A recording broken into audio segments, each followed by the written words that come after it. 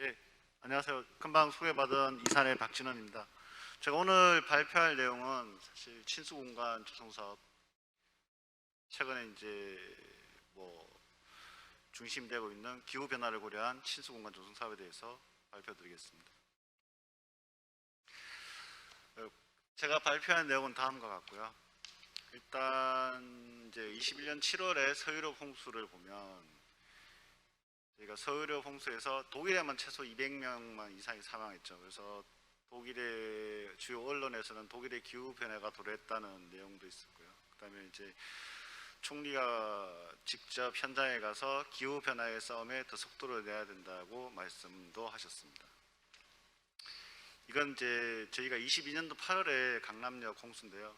9월에 또 포항에 태풍 때문에 홍수가 있었죠. 서울에서 시간당 한 100mm 이상의 매우 강한 비가 이제 집중호우가 와가지고요. 강남역 일원이 침수되는 피해가 있었습니다. 포항도 마찬가지로 태풍 흰남노에 의해서 500년 빈도 이상의 집중호우가 발생해서 합천, 범람, 그다음에 내수 침수도 일부 있었습니다. 서울에서도 포항에서도 사망이 7에서 8명 정도 발생했습니다. 이제 저희 나라에서는 홍수랑 관리를 어떻게 하는지 제가 말씀을 드리겠습니다. 저희가 이제 홍수랑 관리 현황을 살펴보면 국가에서는 유역 단위 홍수랑 관리를 위해서 하천 유역 수량 관리 계획을 이제 예전으로 치면 유역 종합 치수 계획이죠. 이걸 수립하고 홍수량을 할당하고 다양한 유역 대책을 시행하고 있습니다. 지자체는 하천 기본 계획 등을 통해서 교육 홍수량을 결정하게 되어 있고요. 근데 이 홍수량 관리의 문제점을 살펴보면 개별법에 따라서 별도의 계획을 추진한다든지, 그 다음에 그 계획을 실행하는 데 있어서 대규모 재정이 소요된다든지, 세 번째로 유역 재료시설을 설치했음에도 불구하고 활용도가 부족해서 활용이 미흡하다는 내용도 있고요. 그 다음에 기후위기 대응에서 저희가 아직까지 설계 기준이나 법이라든지 이런 것들이 좀 미흡한 점이 있습니다. 그다음에 이제 홍수량 관리 한계에 있어서는 앞에도 말씀드렸듯이 제가 이제 소관 부처별로 홍수량 분담을 위한 치수 시설을 제각각 설치한다는 한계가 있고요. 그다음에 대규모의 재정 소요, 그다음에 유역 재료 시설의 활용도 부족, 그다음에 각종 설계 기준이 이제 과거 강우 패턴에 반영한 계획으로 이렇게 진행되고 있다 보니까 기후 변화 영향을 전혀 고려하지 못하고 있는 실정입니다. 두 번째, 이제 친수 공간 조성 사업에 대해서 말씀드리겠습니다. 저희가 4대강 사업을 계기로 저희가 지역의 고양이 강 정비 사업을 10년부터 이렇게 추진하게 됐습니다. 16년의 마지막 사업이 이제 추진이 됐고요. 이 고양이 강 정비 사업의 목적은 시군구별 대표 하천을 대상으로 홍수 예방이라든지 용수 확보라든지 수질 개선 등을 위한 복합적인 하천 정비 사업을 진행하는 게 목표가 되었습니다. 그 당시에는 이제 스토리텔링 등 문화적 요소를 좀 적극 도입했고요. 전국 약 150개 하천에 대해서 지역의 랜드마크를 조성하는 사업으로 추진이 되어 왔었습니다. 그다음에 지금 이제 22년부터 서울에서 진행 중인 서울형 수변 감성 도시 사업이 되겠습니다. 이제 사업의 목적은 서울에 흐르는 약 330km의 실개천과 소하천 등을 수변을 중심으로 공간 구조를 재편하는 사업이 되겠습니다. 두 번째 장은 이제 서울형 수변 감성 도시의 도림천이라든지 정릉천이라든지 홍제천에 대해서 어떤 목적을 가지고 이제 진행하고 있다는 그런 내용이 되겠습니다. 세 번째는 이제 환경부에서 추진하는 사업인데요. 지역 맞춤형 통합 하천 사업입니다.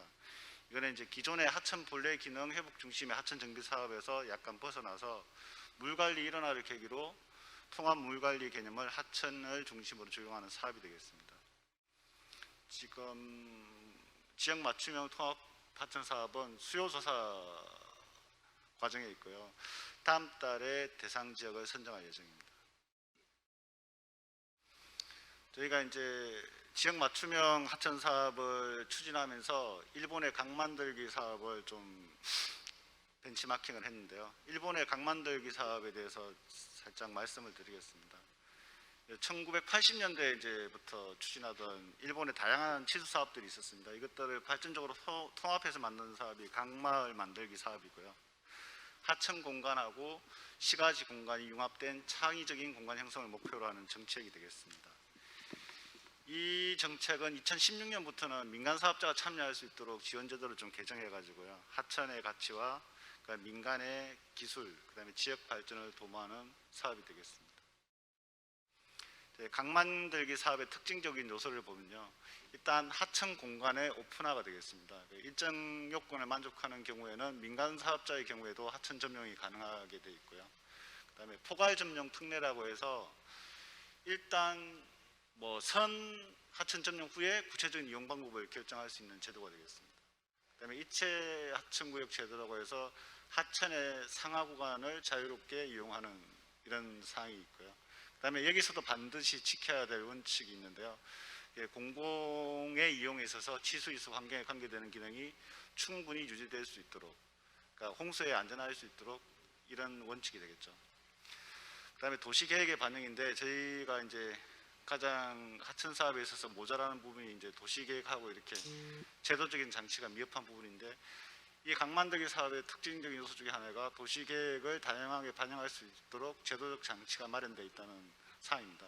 그다음에 이제 다양한 재원 조달에서 국가하고 도도부 현이면 이제 저희 나라 지금 지자체 보조금뿐만 아니라 민간의 재원, 크라우드 펀딩 등 이제 다양한 재원 확보 방안이 있습니다.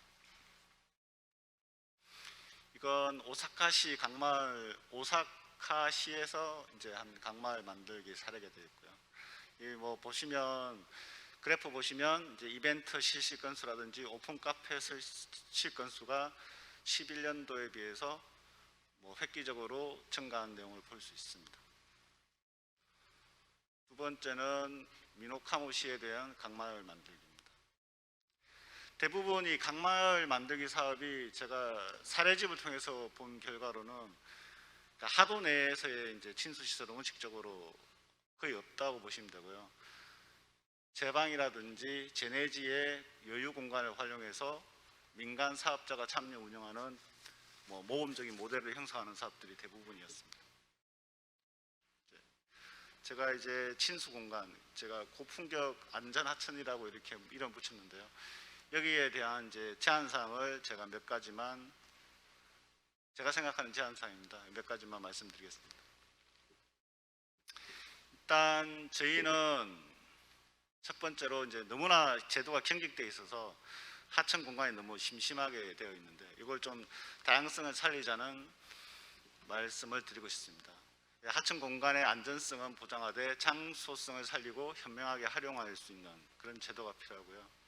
특히 하천 점용 허가 제도에 있어서는 너무 저희가 폐쇄적이고 경직성이 있는데 이를 보완할 필요는 있습니다.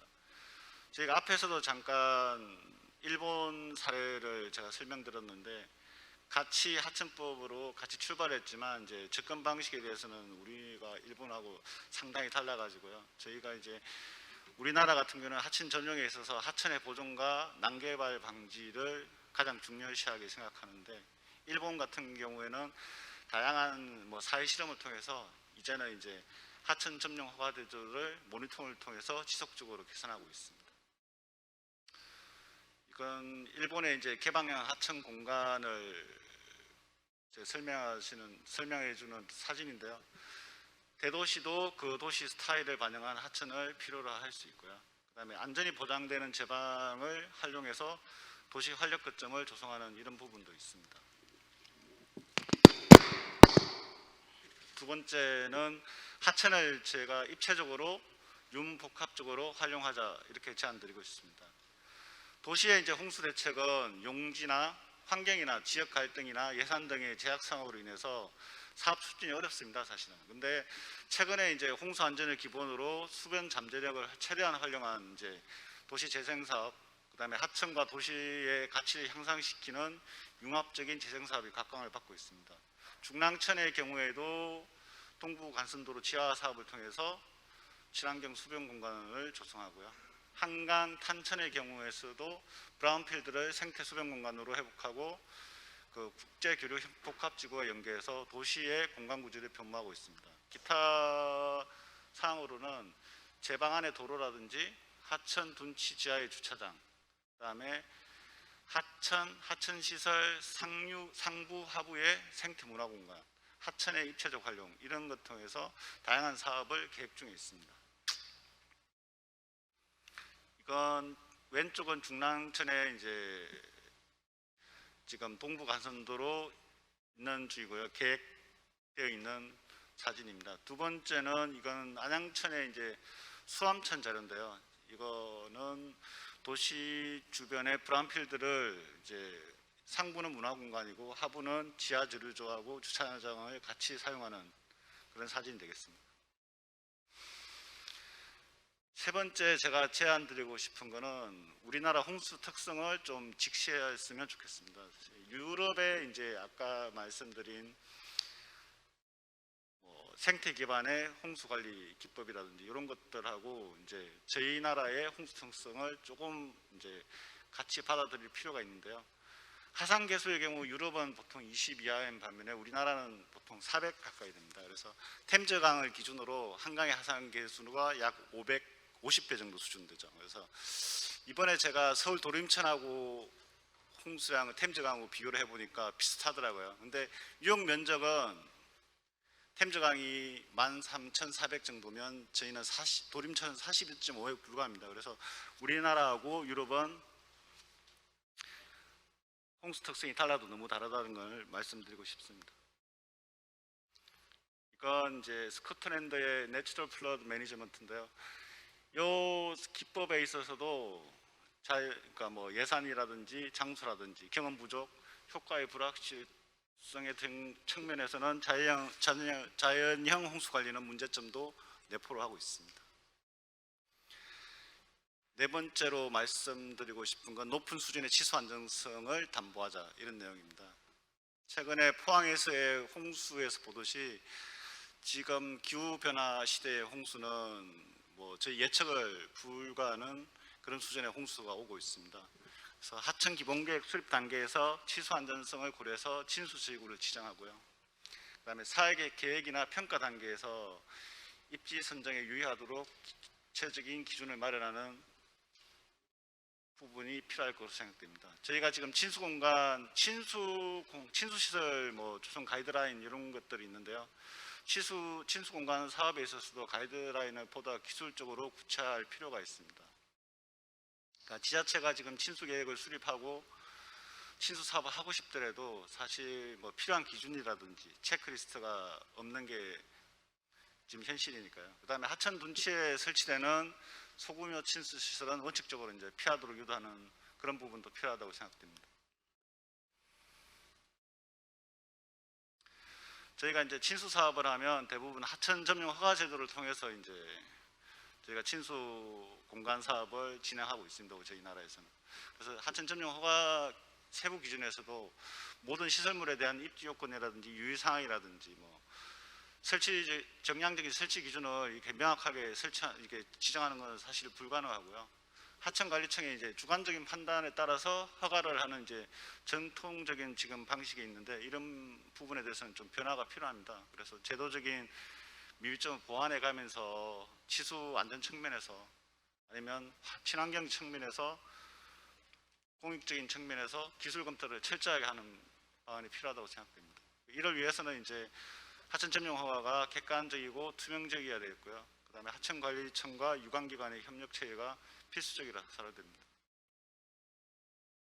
이건 비욘드 워터에 나온 이제 어디가 더 위험할까에 대한 건데요. 하나는 홍수위 위에 있는 거고요. 하나는 좀 왼쪽에 있는 그림은 제방 아래에 있는 거죠. 그래서 주민들한테 대부분 물어보면 이제 제방에 대한 안전 때문에 이제 믿음 때문에 이제 대부분 왼쪽이 안전하다고 생각되는데 만약 제방이 부실하다면 왼쪽 지역은 비교할 수 없을 만큼 잔존임이 큰 이런 부분이 되겠습니다. 그다음에 마지막으로 저는 국가와 지자체가 역할을 분명히 했으면 좋겠습니다. 국가는 하천 점용 제도를 체계적으로 아니면 지속적으로 개선할 필요가 있고요. 그다음에 지자체는 홍수 안전을 기본으로 하천 이용 계획을 수립하고 하천관리청, 그다음에 국가와 협의할 필요가 있겠죠. 일단 국가는 하천 점용 허가 제도에 대해서 안전이라든지 유지 관리라든지 사회화 방지 등을 위한 제도적 장치를 마련하는 게 중요하겠고요. 지자체에서는 진짜 하천을 건전하게 아니면 개방적으로 활용할 수 있는 다양한 활용 방안을 모색할 필요가 있습니다. 이건 일본의 미제베링 프로젝트 사업 설명 자료인데요. 도시나 지역 재생 등 하천 구역의 개발에 있어서 하천 이용의 전통적인 복원이라든지 비즈니스 발굴을 통해서 재원을 확보한다든지 지역의 이제 발전을 위해서 소셜 디자인을 접목한다든지 이런 게 있습니다. 그래서 미제베링 프로젝트에는 이제 국가의 역할, 그다음에 민간 기업이라든지 투자가의 역할, 그다음에 지자체 역할, 그다음에 시민단체하고 개인의 역할들이 명확하게 구분이 되어 있습니다. 일단 저는 서울시의 감성도시라든지 저희 이제 환경부의 지역 맞춤형 사회라든지 이런 친수공간 조성 사업을 이제 성공적인 발전을 위해서는 일단 저희 나라뿐만 아니라 전 세계적으로 기후 변화 때문에 하천 관리는 점점 어려워지고 있는 반면에 하천을 활용하고자 하고 도시의 공간 구조를 재편하는 사업들은 더욱 활발하게 진행 중에 있습니다. 그래서 해외 사례에서 보듯이 이제도 우리도 우리나라 특성에 맞는 사업 방향을 가질 필요가 있습니다. 그래서 소프트적인 측면에서는 최고 먼저 하천 점용 제도를 좀 발전시켜서 하천 공간하고 그 친수성을 강화했으면 좋겠고요. 하드웨어적인 측면에서는 시설 안전을 위한 하천 시설 등을 정비하였으면 좋겠습니다. 하천이 안전하고 깨끗하게 하천 공간을 주민이 쉽게 이용할 수 있게 창조적인 공간으로 국민이 공감하는 사업이 되기를 기대합니다. 이상 발표를 마치겠습니다.